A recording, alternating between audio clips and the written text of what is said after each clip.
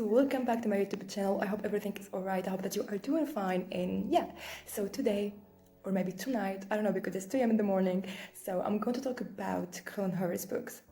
اللي ما يعرفش شكون Colleen Hoover. She's an American author born on December 11, 1979, and she is New York Times best-selling author. عندها 11 novels and 5 novels. الجون d'écriture بتاع Colleen Hoover's هو young adult and new adult. بداية اكتشفت لي أنا ما يعجبونيش لازم. اوكي. اليوم باش نحكي على أساس كتب اللي قريت اللي هما It Ends With Us و Confess.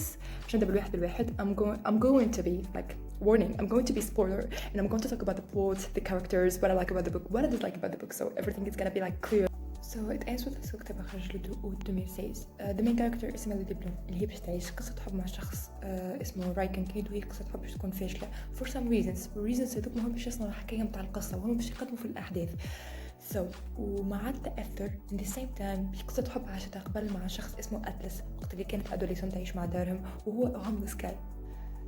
ليلي كانت تعيش في منزل ياسر فيون رغم اللي بوها وما مثقفين وعندهم مكانة مرموقة في المجتمع، إلا أنه بوها كان يعنف أمها every time for no reasons. وبرشا مرات ليلي كانت بالحق تتسائل علاش أمها تقعد مع بوها for what reason هي قاعدة معاه، علاش تمشي تخليه. في المستقبل هي باش تعيش نفس الحاجات بريسك نفس المواقف اللي عاشتها أمها مع بوها هي باش تعيش مع رايكن كيد like she has to make decisions in the hardest moments in her life.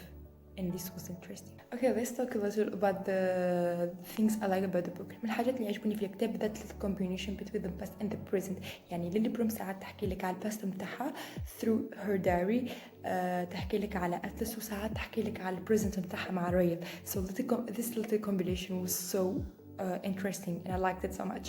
So من الحاجات الأخرى اللي عجبوني فما حاجات كانت تقولها ليلي بلوم اللي هي few seconds are enough to destroy someone's life, and this is so true in some cases. Okay, من الحاجات الأخرى اللي عجبوني about the book هي the story of the book. معناها plus specific اللي هي case of the story اللي هي تحكي على العنف المنزلي and things like that، واللي هي تخليك تفكر في حاجات عمرك ما فكرت فيها بتتخ قبل و it makes you uncomfortable sometimes.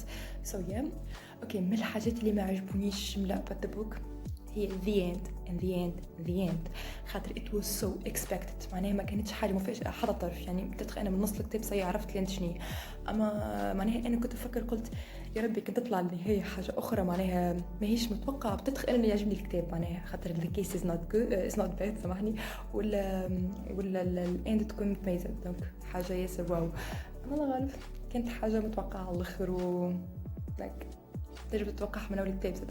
أوكي، من الحاجات اللي زاد ما عجبونيش about the book هو the confessions and the naked truths. معناها بين رويال وليلي بلو ما كان فما حتى secret، كل شيء is shared. معناها maybe حتى تويكا أنا فاش قاعدة نحس shared like everything the past the present what I feel what I say what I'm thinking about.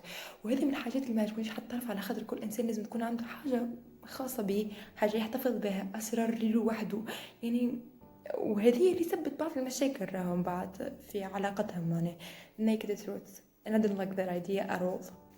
نعطي 2.5 on 5 stars للكتاب. Finally guys we are moving.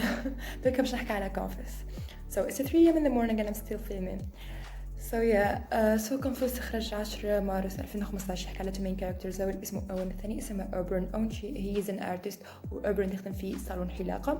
So أوبرن she fell in love with someone اسمه آدم when she was 15 in Texas، وجابوا الصغير ذاك خذته جدته آدم وما حبش تعطيه حضانة ولده. So she needs money باش توكل محامي and he takes her son.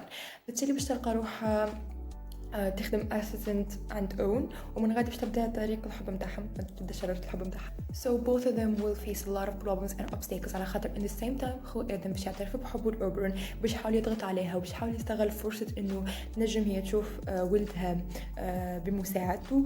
So yeah، بحاجه اخرى بدات تعكر علاقتهم مع بعضهم اللي هي السيكريت كان مخبيهم اون على أوبرن، معناها واللي كان يستغلهم خو ادم كالعاده باش يحاول يبعدهم على بعضهم. اوكي نمشيو للحاجات اللي ما عجبونيش. الحاجات اللي ما عجبونيش اكثر لما حل. من الحاجات انا disliked about the book هو اول حاجه اوبرين كانت سو باسيف، كانت شبه اوبيدينت، يعني وقت اللي ادم تقول لها شوف ولدك تجي، وساعات تجود بها يعني في اكثر من مره تجود بها، ولايك انا كان يلعبوا بيك الدنيا يعني، وما كانش تتحرك، ما كانش تعطي رده فعل، يعني كانت ديما تسمع كلامهم. سو يا هذه من الحاجات ما عجبنيش. لما حالة في اخر القصه باش تتحرك خاطرها باش تولي تعمل حاجات اخرى، اما like in the beginning of the story was so boring يعني I didn't like it. so من الحاجات الاخرى اللي ما عجبونيش about the book اون والسكرت اللي كان مخبيهم، معناها there is no reason باش تخبيهم، يعني كان قلت من الاول بتدخل برشا حاجات كانت في بلاصتها، برشا حاجات كانت gonna be alright، معناها وبتدخل ما فماش مشاكل من الاول، but he preferred to hide them. من الحاجات الاخرى اللي نرفزوني انه اون كان يعرف اوبرن من قبل، يعني من 5 سنين من اللي كانت تعرف ادم، والحاجه دي كانت مخبيه كتاب كامل، يعني ما قالوش وقتاش عرفها، وهي الحاجه بيتها كانت يوزلس خاطر احنا ما استفدنا حتى شيء، خاطر هي اوبرن نفسها ما كانش تعرف اللي هو كان يعرفها. so why there is no reason. من الحاجات اللي عجبوني about the book الارت work اللي موجود في البوك. I hope you guys like the videos. Thank you so much for watching. Please subscribe to my channel. Don't forget to like my video and tell me your opinion in the comments. So see you in the next video. Bye.